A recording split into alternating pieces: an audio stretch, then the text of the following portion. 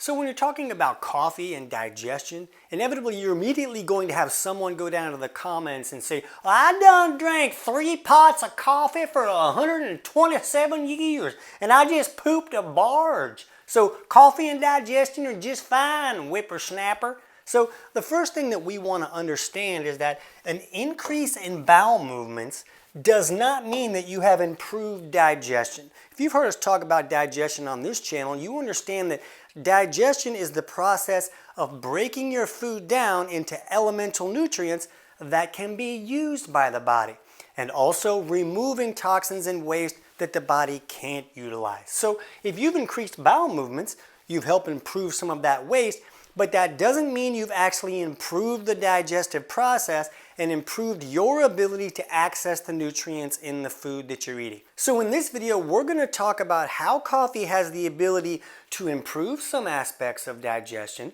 We're going to talk about how it has the ability to create some trouble for some aspects of digestion.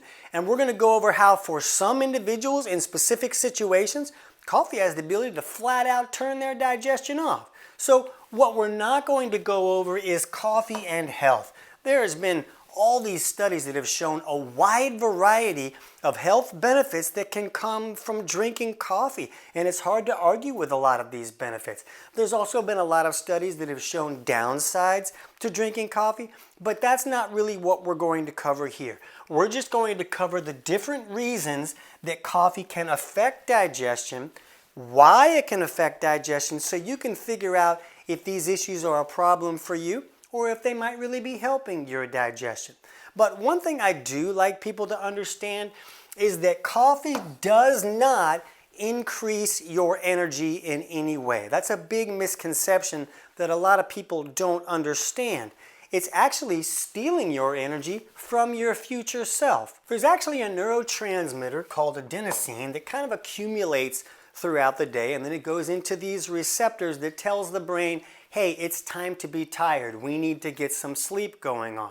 But coffee has the ability to mimic this adenosine. It can go into those receptors and block the receptors so the adenosine cannot go in there, and then it leaves you in this awake state. So you might feel more awake, but you have not actually increased the energy in your body.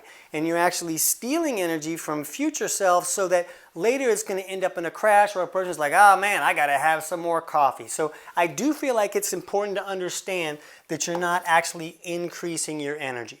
Now in the description below, I'm going to put links to these studies like coffee and gastrointestinal function and the effects of coffee and its components on the gastrointestinal tract so that you can dig into these studies. It's okay if I'm standing in front of these. We'll make them big when we need to look at them. But when we're looking at coffee, we really want to think about the components. A lot of these studies showed that it wasn't really about the caffeine. Some of these effects showed up whether it was caffeinated coffee or decaffeinated coffee. So we need to think about other components of coffee that can be creating these effects when we're looking at digestion. Now, one of the biggest complaints that people get when drinking coffee is that they experience magnified acid reflux. This happens in basically 1 in 3 people that drink coffee. So we'll look at this study here on inhibitory effect of coffee on lower esophageal sphincter pressure. And the lower esophageal sphincter, or LES, is basically like a sphincter or like a little valve that kind of opens up so food can come back in, and then it closes so this acid doesn't come back up and burn us. And this LES having trouble is really the cause for the majority of people dealing with acid reflux. Now we have other videos about acid reflux that go over other possible causes that can create trouble. We'll put links to those videos in the description below if you need to dig into that more. But this LES valve not closing correctly is usually what allows the acid to come back up. And the trick is that this LES valve is usually triggered by stomach acid. So if somebody's just making a small amount of acid, but it's not enough to trigger that valve to close, now the small amount is coming back up and burning them, and they're like, oh man, I got too much acid, I got to turn that off. So what we want to look at is that coffee from this study says that it has the ability to loosen that LES valve so that it doesn't tighten and close the way that it's supposed to. Another thing we want to think about, these studies show that coffee seems to increase gastrin production. That's a hormone in the stomach that kind of tells these cells, hey, it's time to make this hydrochloric acid so we can acidify the food that's coming in.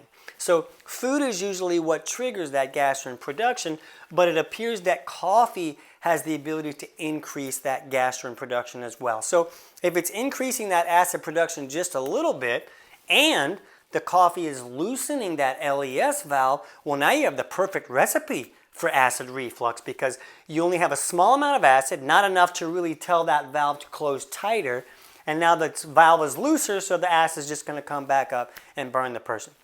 So one scenario where coffee could really just turn off a person's digestion is when they get acid reflux. Well, they're going to be like, oh, well, I'm going to take an antacid, or I'm going to take some kind of over-the-counter PPI that turns off stomach acid altogether, and they just turned off their digestive process. A lot of these other digestive things that go on that we'll talk a little bit about are usually triggered by the first step of digestion that really counts, which is the stomach acid production. It's the acidification of that food.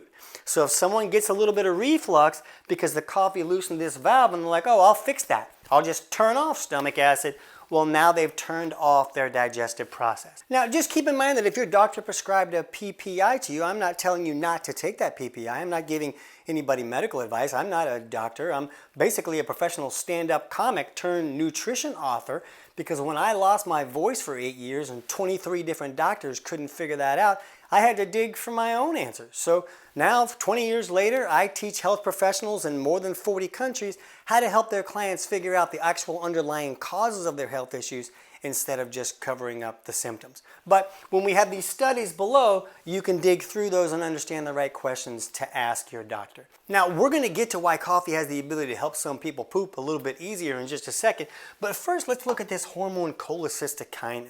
Now, this is usually triggered in the duodenum here, and some people call this a duodenum, but it's more fun to say duodenum. Trust me.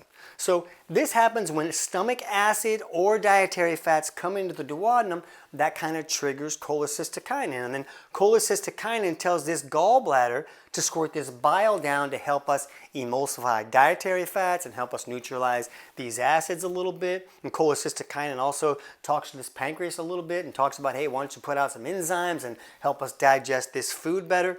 But a lot of these studies are showing that coffee has the ability to trigger this cholecystokinin as well, which means that it's going to trigger this gallbladder to drop bile down. Now, this is a digestive benefit if a person is drinking coffee with their food. If they're just drinking coffee by itself, well, now you're triggering bile when bile is not really needed. If you have some creamers in that coffee, well, that might have some fats in it, and then the bile can help emulsify those fats, so that could be beneficial. But when there's no food and bile is being sent down here, well, now it's not mixing with these stomach acid and these other digestive things that go on while you're digesting food. So now the bile keeps this structure that it had in the gallbladder. Well, when that comes down here into the small intestine and it hasn't mixed with stomach acid and kind of changed that structure of that bile, now the bile can be an irritant to the small intestine and can create like chronic diarrhea issues over time and problems like this. We see this a lot when someone's had their gallbladder removed and then the bile is just coming down from the liver kind of all the time, just kind of feeding in there, and it can create what's called bile acid diarrhea. So this might be why some people, when they just drink coffee on an empty stomach, that they create diarrhea issues. We're going to talk about some other possible causes here in a second.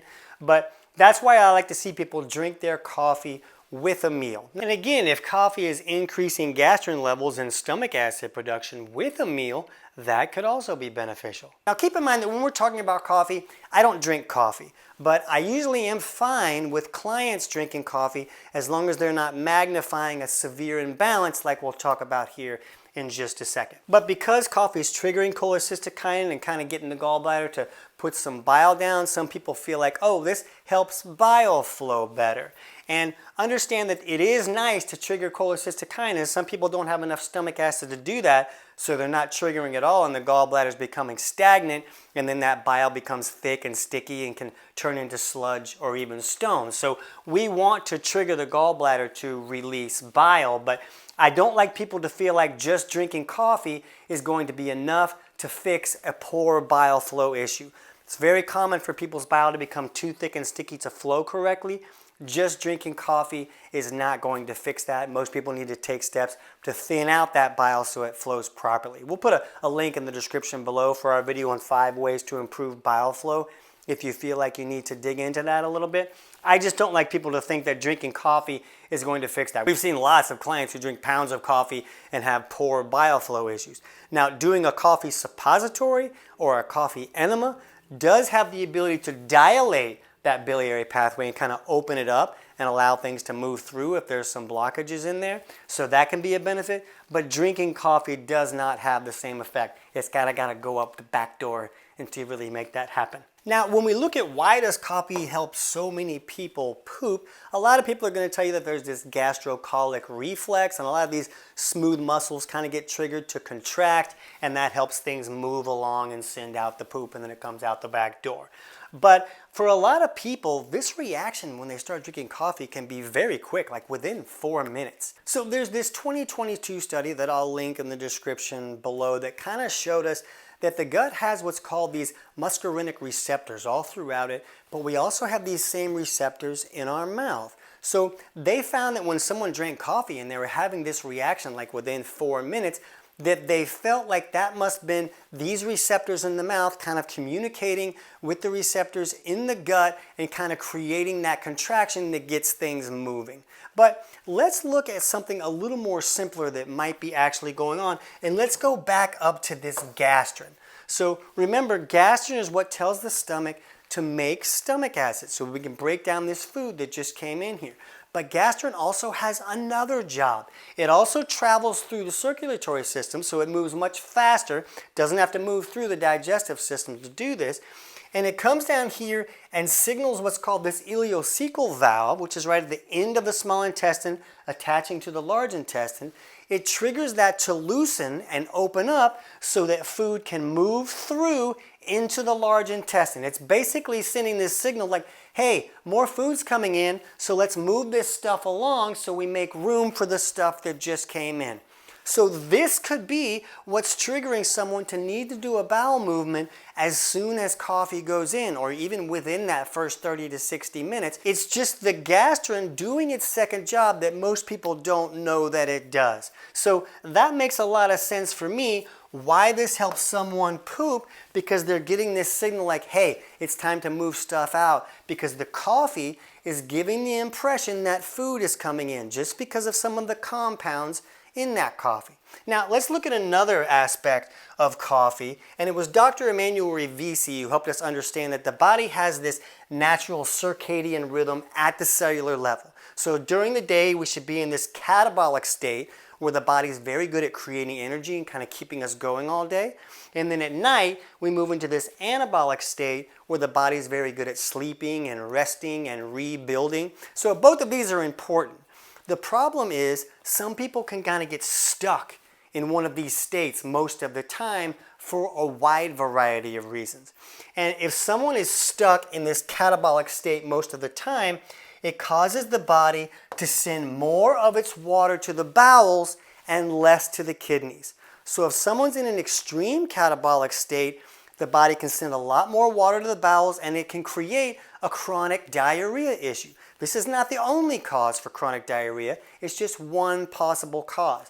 But when there's chronic diarrhea and everything's just screaming through the system, you're not assimilating any of the nutrients in that food because it's rushing through too quickly. So what Dr. Rivisi helped us understand is that some foods seem to have a pro-anabolic effect and some seem to have a pro-catabolic effect. Most are neutral, but some can really push the body in either direction.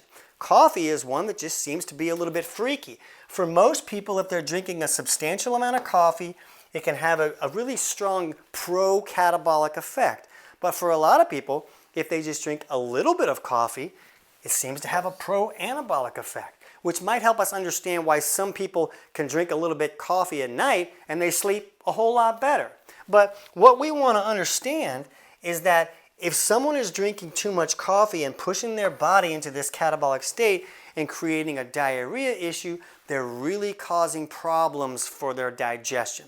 So to understand if you're stuck in this state, we teach how to do simple self-tests at home to get an idea, is your body leaning way too far on either of those sides? in chapter 10 of my book, Kick Your Fat in the Nuts.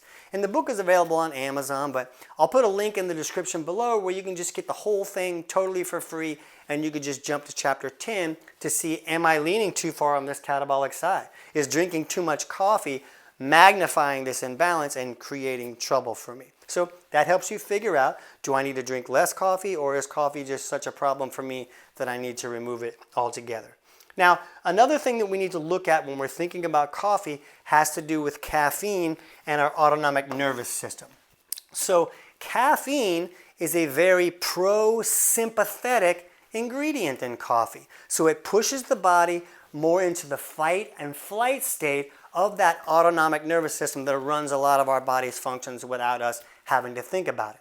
So the problem with that is that if somebody is already too far in that fight or flight state, which is very common. Maybe they're really stressed, maybe their boss is a jerk, maybe their body is stressed because it's dealing with some type of infection or invader or low resources because digestion isn't working well enough. There's a lot of reasons that someone can get stuck in that fight or flight state, but when they're stuck in that fight or flight state, their body doesn't have the ability to make that hydrochloric acid. The body needs to be able to move into the parasympathetic rest and digest state to be able to make that hydrochloric acid, which, remember, ends up triggering a lot of these other functions in that digestive process. So if someone's already leaning too far in that way and they're drinking coffee with caffeine in it, they're really magnifying their problem, and they have the ability to just turn off their digestion.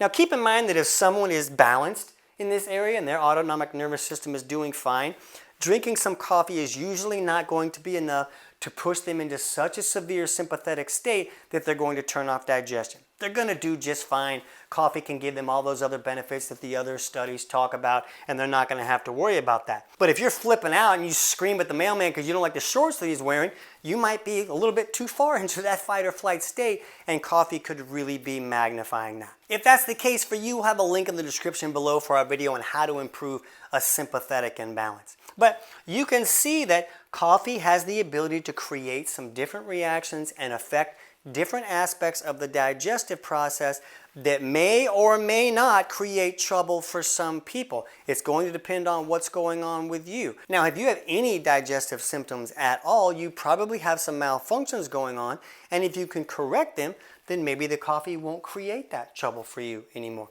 So if you're new to this channel and you don't know how to fix digestive issues, you can jump over right now and check out our video on full digestive reset.